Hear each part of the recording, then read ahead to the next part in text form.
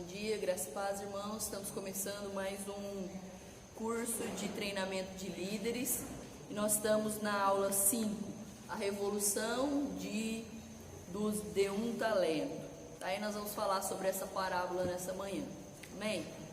Então, essa parábola dos talentos, ela coloca 3 tipos de crentes, né? Os que receberam 5 talentos, os que receberam 2 talentos, os que receberam 1 talento. E nós vemos, muito comumente a gente ouvir os irmãos falando, mas eu não tenho nenhum talento. A Bíblia não fala isso. A Bíblia fala que todos, pelo menos 1 talento tem. Então ninguém vai falar, não tem nenhum talento. Mentira. Todos. Lógico que tem uns que tem 5, outros tem 2, mas a grande maioria da igreja, pelo menos 1 tem, tá? Então, o nosso conceito de igreja é que se nós tivermos esses irmãos que têm 5 talentos, a igreja vai ser forte. Sabe o que é os irmãos de 5 talentos? Sabe qual que é? O irmão toca bateria, o irmão canta, o irmão prega, o irmão faz oferta, é aqueles irmãos que, entendeu? Qualquer coisa que você põe ele para fazer, ele faz. É aquele irmão que tem 5 talentos, né? Então, muitas vezes a nossa visão é natural. Então, nós achamos que esses irmãos, se a gente tiver um monte desses irmãos, nossa, vai ser uma bênção e tal, né? Vai ser uma igreja vibrante e tal. Só que o crescimento e o avanço da igreja não depende dos de 5 talentos. Ela depende dos de 1 talento. Por quê? Alguém sabe dizer por quê?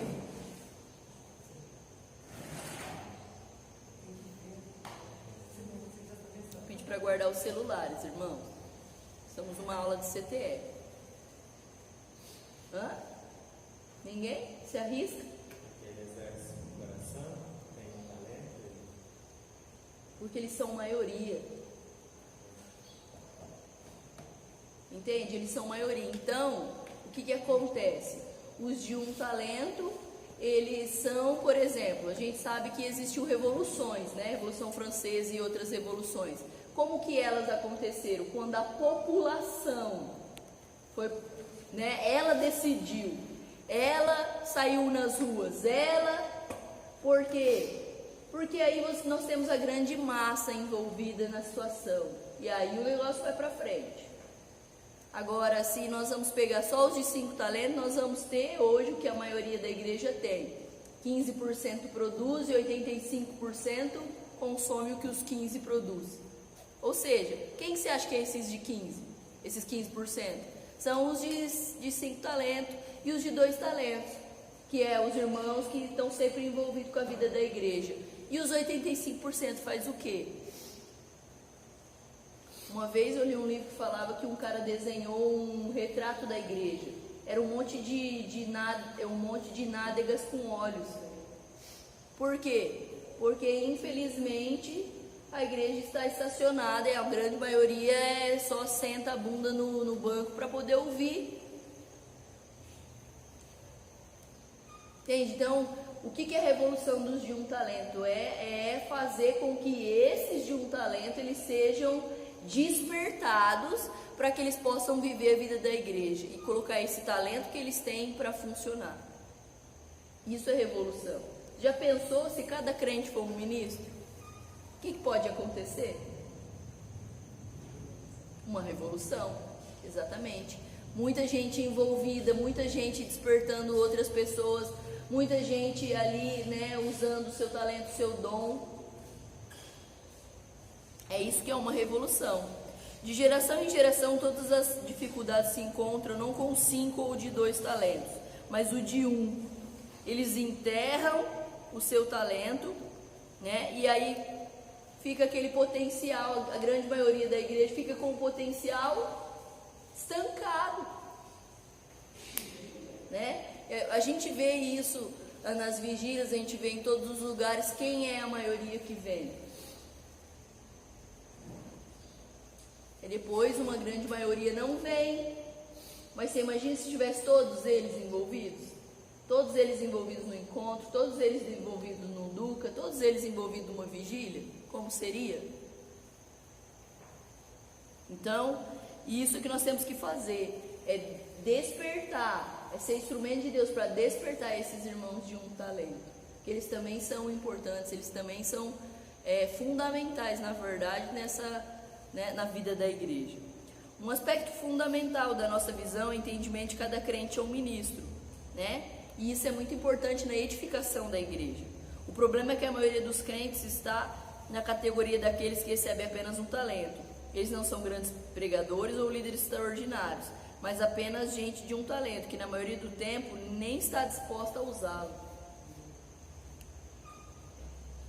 Num ambiente assim, parece muito difícil aplicar a visão de cada crente a um ministro. Nossa tendência é nos concentrar nos mais talentosos, deixar de lado os que parecem não responder. Mas o corpo de Cristo somente pode funcionar se os membros de um talento forem ativados. Vamos lá então, o que significa enterrar talento? Alguém já pensou sobre isso?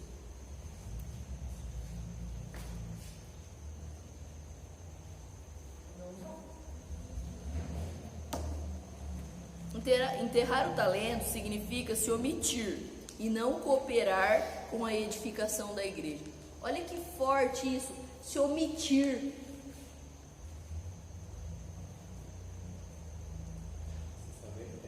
Você saber que tem e ignorar e não usar. Existem muitas razões que os servos de um talento apresentam como justificativas para enterrar o talento. A desculpa mais comum é que eles possuem apenas um talento e que é insignificante, não vai fazer falta para o corpo. Aqueles que sentem constrangidos e intimidados porque vê aqueles talentosos de 5 talentos falar, para que vai precisar de mim? Tem esses irmãos aí, né? Muitos se justificam dizendo que nunca tem oportunidade numa igreja que valoriza apenas de 5 talentos. Isso aqui é mentira. Na igreja celular é mentira, porque todas as pessoas têm oportunidade de passar no encontro, de servir no encontro, de fazer cursão, de fazer CTE, de liderar uma célula. Se tem alguém que tem sede por fazer a vontade de Deus, na visão celular, na nossa visão, ele tem oportunidade de fazer. É só se não quiser fazer, né? Então, independente das desculpas, nós precisamos reconhecer que enterrar talento é algo muito sério. Aquele que enterra o talento não prejudica a si mesmo, mas ele afeta o corpo. Olha que forte isso, né? Na parábola do talento em Mateus 25, o servo infiel diz que havia enterrado o talento porque sabia que o Senhor era severo. Normalmente as pessoas que enterram o talento justificam dizendo que a igreja ou a liderança exigem muito. Dizem que não conseguem responder às expectativas, por isso enterram o talento. Chegando por fim, o que receberam um talento disse: Senhor, sabendo que és homem severo, que ceifas onde não semeasse e ajunta onde não espalhasse, receoso escondi na terra o meu talento, e aqui tens o que é teu, o teu talento, né? Na verdade, percebemos a desculpa. O que ele disse? Eu achava que o Senhor era severo, então por isso eu escondi. Ele não conhecia a graça nem o amor de Deus. Em sua mente, Deus exigente, além da medida e completamente intolerante. Precisamos ensinar a cada irmão e irmã que ele é amado, pois filhos amados não temem errar e perder o amor do seu pai. E aí ele vai falar aqui que esse enterrar o talento também fala de alguém carnal, porque a terra, né, ela simboliza o quê? Algo, né, carnal aqui, natural, né? Quando ativamos esse membro, precisamos ficar atentos, porque o carnal vai levantar junto com ele. Nós tratamos com a carne, não rejeitamos os membros de um talento. Nós precisamos ativar os de um talento para que o corpo possa funcionar. Trabalhar na carne é ruim, mas enterrar o talento é pior ainda. Então, ele vai vir, né? Ele é um crente de um talento, só que ele é carnal, natural. E isso vai precisar ser trabalhado na vida dele. A glória da igreja é a plenitude de todos os membros funcionando. A multiforme ação do corpo tendo cada membro funcionando, é uma forma harmoniosa que traz a glória do céu como selo.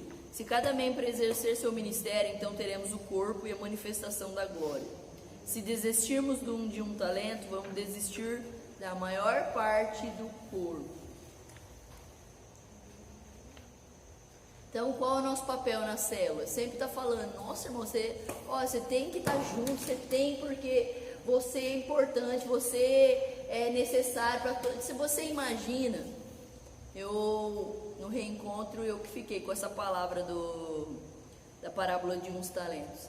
Se você imagina se todo mundo que sair do encontro levar uma pessoa para o próximo encontro, mais um encontro, não é? Se cada pessoa que foi para o encontro for consolidada e ela aí se despertar para abrir uma célula,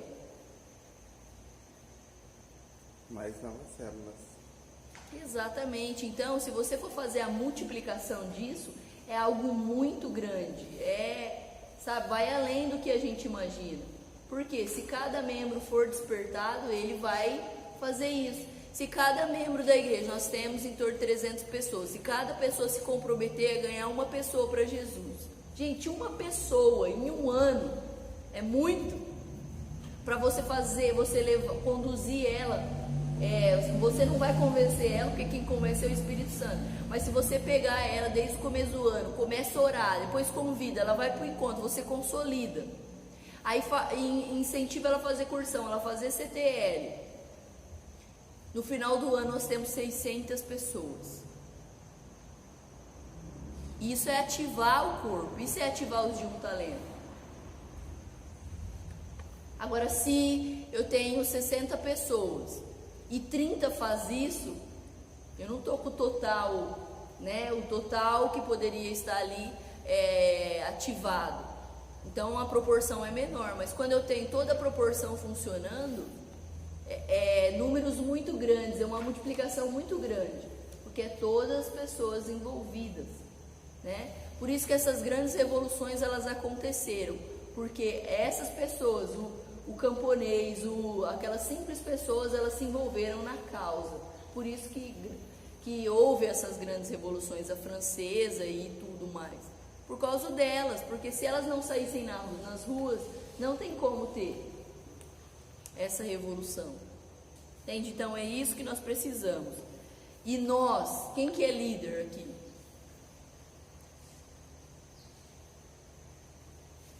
Nossa, é líder, Paulo? Que bênção! Nossa, sabia não, hein? Nós temos aqui então 7 líderes, mas quantas pessoas tem aqui?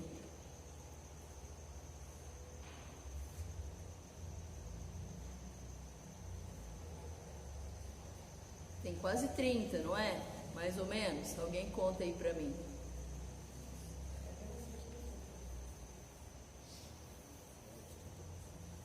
Tem 7 pessoas. Hã? 27. Ó, falei 30, viu? Ó, tô chutando bem. 27 pessoas. Tem 7 pessoas que são líderes e as 20 pessoas. Qual é o papel dos 7 líderes? Despertar os irmãos que estão na célula. Falar, irmão, você é uma bênção, você é amado, você tem que se envolver, você tem talento, você precisa desenvolver esse teu talento. Então, qual que é o papel da liderança? Na verdade, é ativar os irmãos da célula. Você não pode olhar com um olhar natural para o irmãozinho lá que fala gaguejando. Você vai falar, como que eu vou pôr o irmão para trabalhar? Ele fala gaguejando. Sabe que Moisés gaguejava, né? E ele libertou o povo do Egito. Então, não fique olhando com seus olhos naturais, achando que o irmãozinho lá não tem como ser o líder. Não é você que escolhe, não é você quem determina se o irmão vai ser ou não, né? Nós apenas investimos nas pessoas, né? E oramos para que elas possam responder a Deus. Então, tem que desafiar todo mundo, né, a ser um líder, a estar envolvido, a fazer cursão, a fazer CTL, né? Por exemplo, qual é a grande dificuldade? É que aquilo que é falado, por exemplo, no domingo não chega na célula. Por quê? Porque esse meio de comunicação muitas vezes não chega.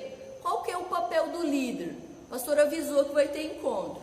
O pastor avisou que vai ter encontro de casais. O que o líder tem que fazer na célula? Irmão, você não sabe o que vai acontecer. Entendeu? Esse é o papel dele. É chegar lá na célula e divulgar o que está acontecendo. Por quê? Porque não é todo mundo que participa da celebração. É todo mundo da célula que vem na celebração? Não é. Então, o líder faz esse papel. Ele vai chegar lá e falar: irmão, abriu agora a inscrição para o cursão. Você não vai ficar de fora. Você não vai, vamos lá. Se precisar eu vou e faço com você de novo. Para incentivar. Já pensou toda a sua célula fazendo cursão, irmãos? É poderoso demais, porque o cursão ele abre a nossa visão. Ele, sabe, nos faz enxergar além. Então esse é o papel do líder. Ele tem que motivar os irmãos. Você está fazendo consolidação? Os irmãos da célula estão fazendo consolidação? Então, não pode ninguém ficar sem consolidação. Você é o líder, você tem que enxergar isso. Alguém que não está consolidado, ele não está firmado no corpo. Entendeu? Eu sempre falo, quem trouxe pessoa para o encontro é que cuida da pessoa. E mesmo assim, eu sei que geralmente é uma porcentagem pouca de pessoas que ficam do encontro. Mas o papel da pessoa que levou é cuidar dessa pessoa. Se ela não quiser ir, é com ela. Mas o seu papel é orar, é ir atrás, é começar a consolidação, essas coisas. Né? Então, o papel do líder é despertar, irmão. Você precisa ir nesse encontro de casal, vai ser poderoso. Deus tem uma palavra para seu casamento, sabe? Os irmãos a servir no encontro, os irmãos, porque quanto mais eles se envolverem, mais eles vão sendo despertados pelo Senhor. Amém? Então, aqui o grande desafio, né? Aqui vai falar, podemos dizer que não há ninguém na igreja com mais de 5 talentos. Por outro lado, não tem ninguém que não tenha um, né? Como eu já disse. Qualquer filho de Deus, até aquele que pior condição espiritual, possui pelo menos um talento. Não existem membros inúteis. Fala comigo, não existe membros inúteis na casa de Deus. Então chega de desculpa, né? Que eu não sei fazer, que eu não... Não, você sabe sim. Alguma coisa, um talento que você tem. Essa geração somente será conquistada se os de um talento se levantarem. Essa geração somente será conquistada se levarmos todo o corpo a funcionar. Nosso trabalho é ativar o corpo. Amém. Isso aí. Só podemos dizer que a igreja acontece de forma prática quando os de um talento saem para negociá-lo. Só há corpo quando cada membro funciona. Quando um membro funciona por 5, nós temos uma aberração. Nós não temos um corpo funcionando. Ele é cabeça, ele é mão, Como que vai fazer tudo isso ao mesmo tempo? Não podemos nos acomodar trabalhando apenas com um de 5 talentos. Irmãos, é bom demais trabalhar com os de 5 talentos. Eles respondem, eles vêm, eles honram, tá? Não estou falando todos, mas né, vamos pôr aí na proporção. Agora os de um talento, é uma pessoa carnal. E muitas vezes nós queremos dizer, esse irmão não tem jeito mesmo. Ele vai e volta, ele começa e para. Você também era assim, eu também era assim. Qual que é o nosso papel? Investir. A igreja celular, qual o grande gargalo da visão é formar outros líderes. E como que forma? Paciência, oração, né? Investimento, tudo isso. Não é do dia para a noite que você vai formar. Se Jesus demorou 3 anos para formar discípulos, e ele era Jesus, né? Tirando esse pequeno fato. E nós, não vai ser assim do dia para a noite que você vai formar um discípulo, formar uma mentalidade, formar ali os princípios de lealdade, de honra, de tudo na pessoa. Leva um tempo, não podemos desistir, né? Os 5 talentos não exigem muita liderança para serem motivados. O desafio do líder são os de um talento, sempre vai ser na célula. Os inconstantes, vai, para, começa, né? O desafio do líder são os de um talento. Se ele falhar em levá-los à sua liderança, terá fracassado.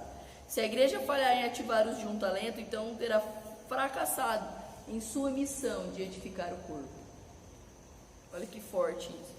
Se você não é capaz de usar os de um talento, isso prova que você ainda não está qualificado para ser um líder do corpo de Cristo.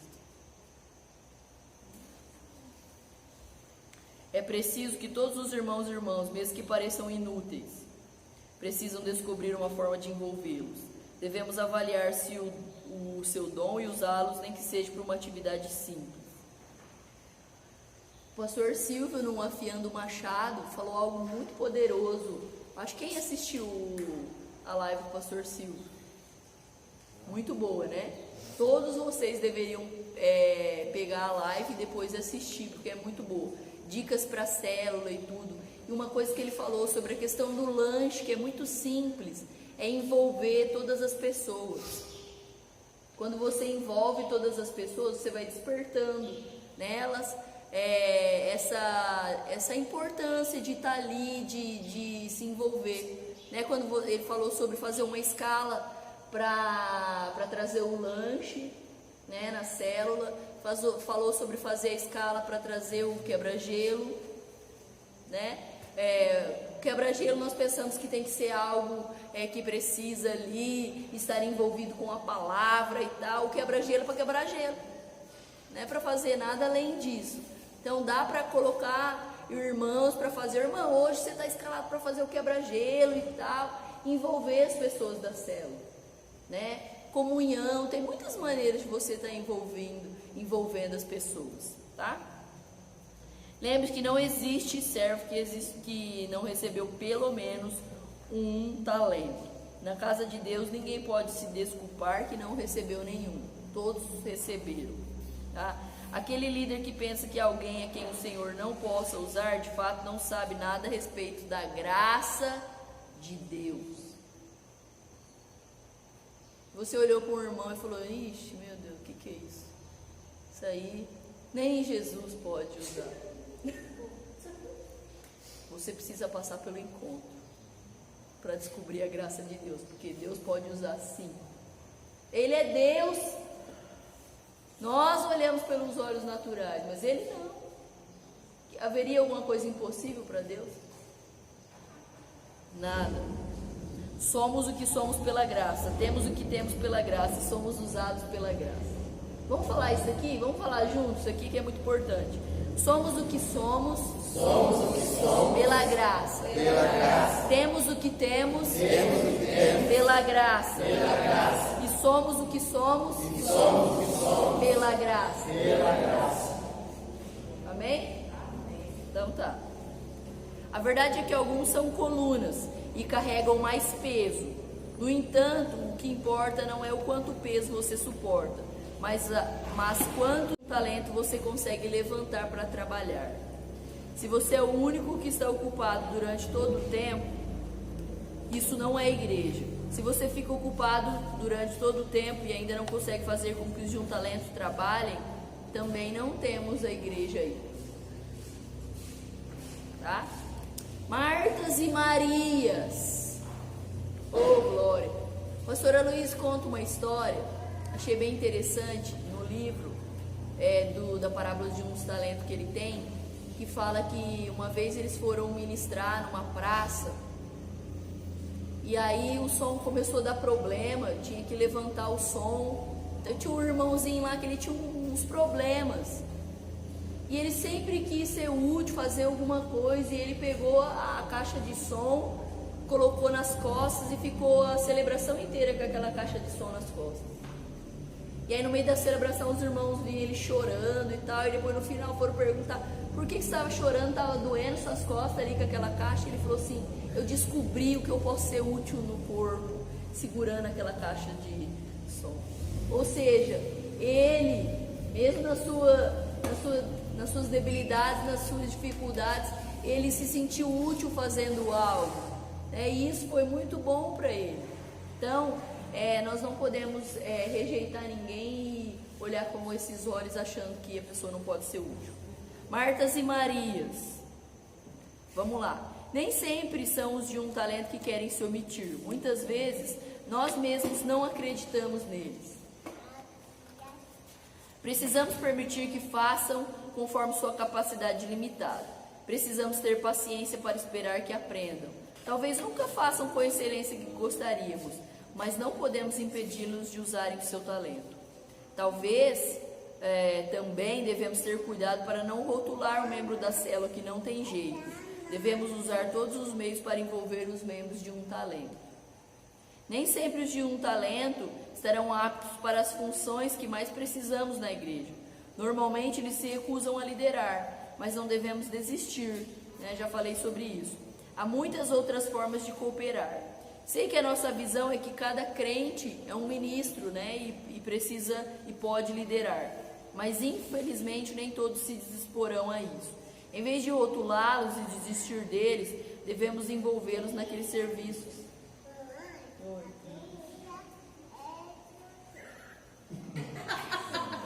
dia, Maria. Bom dia. Fala oi aqui, ó. Fala oi, bom dia. Bom dia. Oi. Vai lá, Carol. Eu tenho dito muitas vezes na vida da igreja, depois a mãe pega, filho, que o mais importante é gerar filhos e não fazer coisas. Isso está correto, no entanto, fazer coisas ainda continua sendo necessário, né? Aí nós vamos ver esse quadro que é muitas vezes falado, né? Que é aquela passagem que conta da Marta e da Maria, né? Que está lá em João 12 ou Marcos 14. Maria, ela aponta para a intimidade e para a ministração.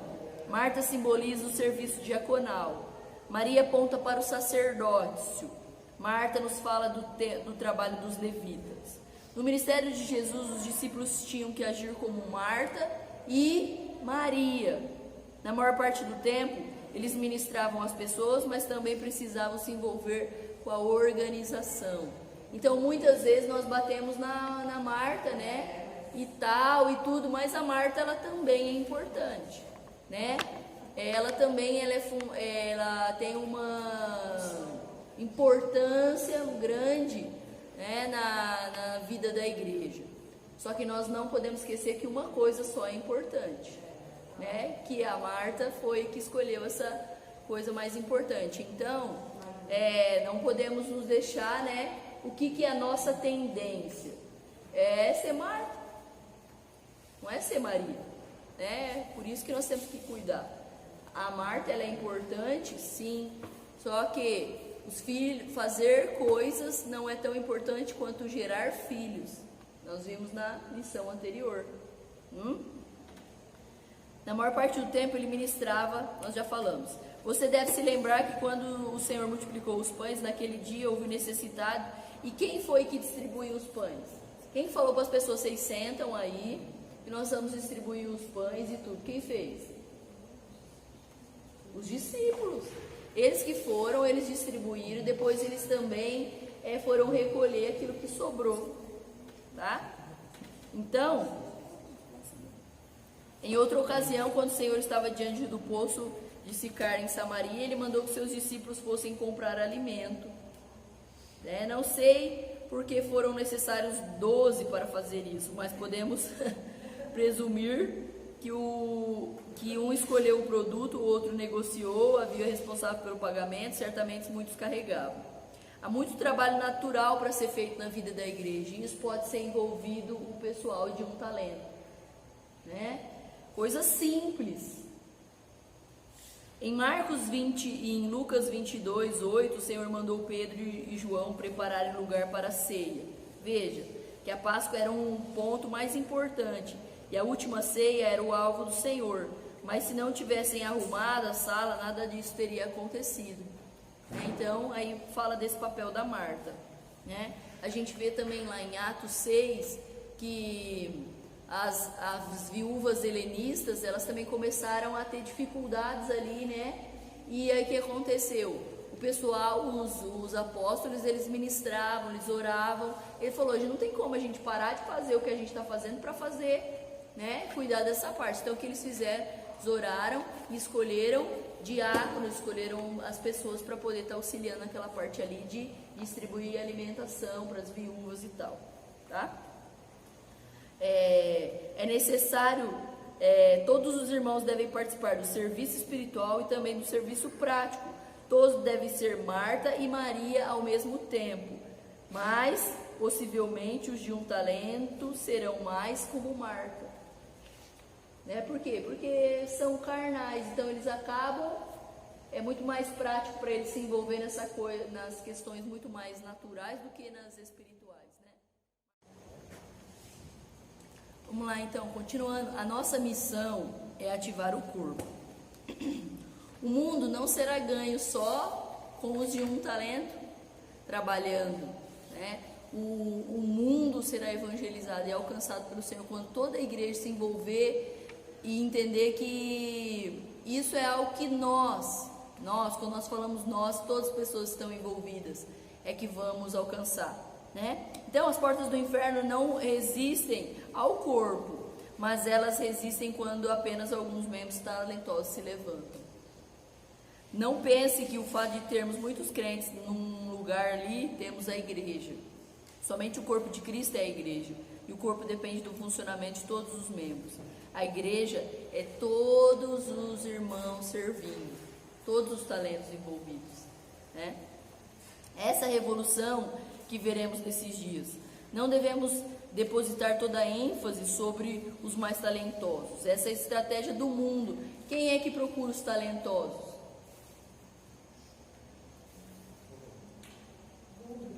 Quando um olheiro vai lá no jogo para assistir, quem que ele está procurando?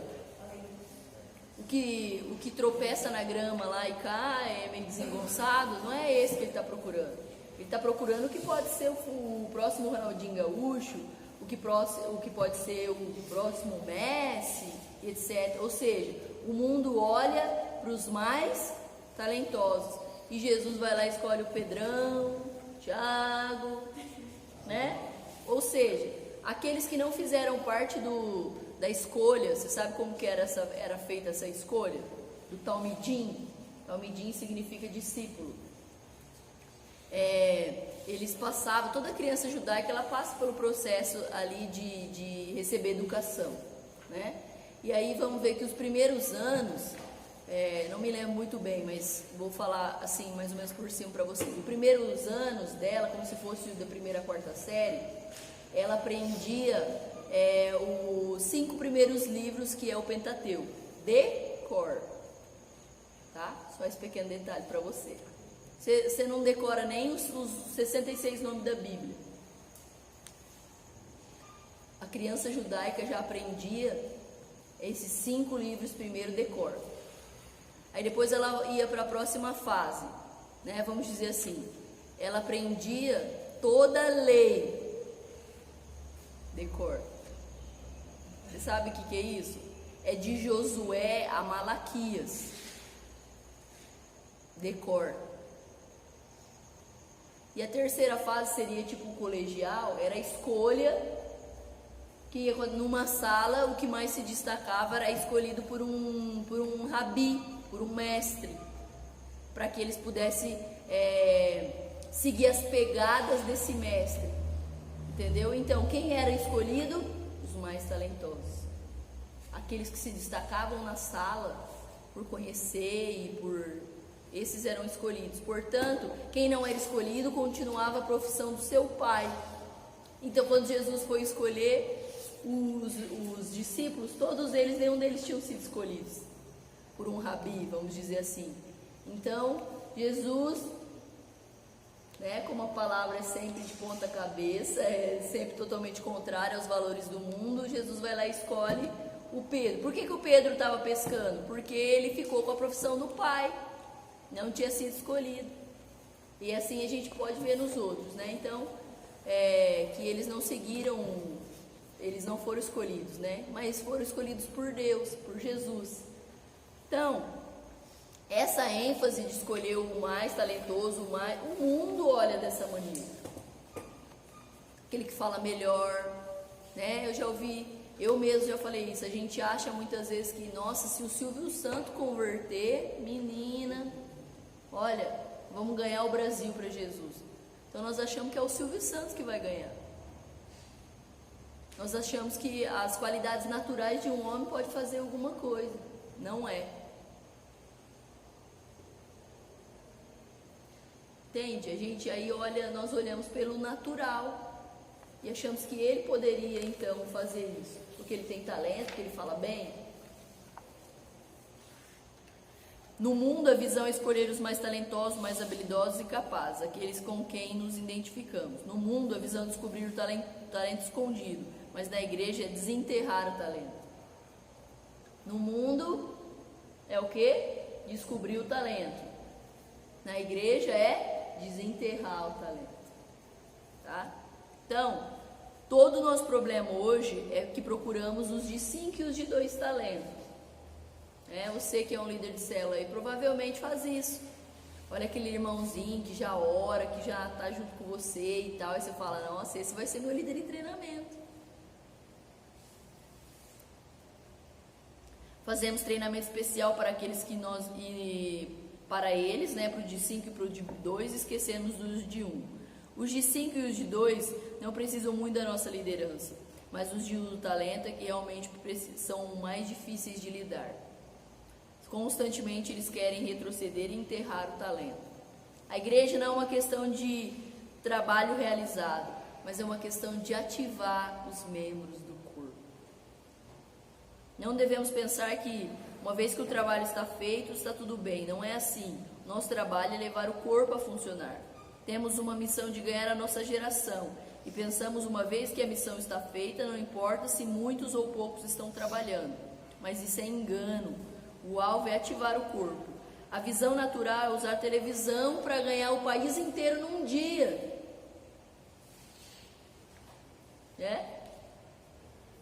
E aqui a gente não está falando contra mídias sociais nem nada disso. Não sou contra as mídias, sou a favor de ativar o corpo. Se pudermos fazer uma escolha, talvez separássemos um pequeno grupo para servir, mas o Senhor diz que todos são servos. Se o Senhor assim decretou, então devemos permitir que eles sirvam. Por nós a gente escolhia aqueles que a gente sabe que vai frutificar, que vai, pronto, e o resto. Mas a igreja não é assim, não podemos olhar dessa maneira. Hoje temos diante de nós a visão de Deus para produzir uma revolução. Que tipo de obra estamos fazendo? Há somente alguns que trabalham? Há vários líderes talentosos que fazem todo o trabalho? Todos os servos do Senhor têm um lugar nessa obra? E isso está o segredo do nosso propósito divino. Se não pudermos resolver isso, não teremos a igreja de forma viva e prática. O corpo de Cristo não é uma doutrina, é algo vivo. Somente quando cada membro funciona é que temos o corpo de Cristo. Somente onde há um corpo é que temos a igreja. Olha como é importante nós levarmos os irmãos a funcionar. Não adianta pregar sobre o corpo. Precisamos permitir que ele expresse e demonstre suas funções.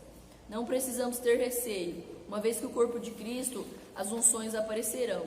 Se de fato é o corpo de Cristo, devemos acreditar que ele pode funcionar. Não devemos fazer o trabalho do Senhor tentando substituir os membros, fazendo o trabalho no lugar deles. Preciso dizer que o trabalho prioritário é levar todo o corpo a funcionar. Não use os de 5 talentos para abafar os de 2, nem use os de 2 para abafar os de 1 talento. Faça com que todos sirvam. Quando aqueles que você julga inúteis começarem a servir, a igreja gloriosa aparecerá. Amém? A obra do mundo é feita com os mais talentosos e a obra de Deus é feita com todo o corpo. Amém? É muito bom, ter Pedro e Tiago, não é? Pedro e João, Pedro e Paulo, não é bom? Maravilha, Mas você tem que convir que são bem poucos que vão ser Pedro e Paulo. Não é? Um Billy Graham. Vai ser um. No mundo, toda a igreja está cheia de irmãos e irmãos possuem talento. O que faremos com tais pessoas? Onde vamos colocá-las? Quando o nosso ego for tratado, então acharemos um meio de envolver todos de um talento. Hoje, quando olhamos ao nosso redor, ficamos perplexos e perguntando: onde está a igreja? Parece que não há uma expressão viva do corpo de Cristo na cidade. Isso acontece porque não acreditamos de todo o coração que uma igreja, todos os membros podem funcionar. Acredite em cada membro de todo o coração. Faça-o trabalhar persuadindo por todos os meios possíveis. Não substitua, não despreze, não julgue intratável e desqualificado. Amém? Você tem que ser alguém que, de fato, desperta e faz ele enxergar o que talvez hoje ele não esteja conseguindo enxergar, né? Vamos lá então. Nós vamos para a aula 6, que fala cristianismo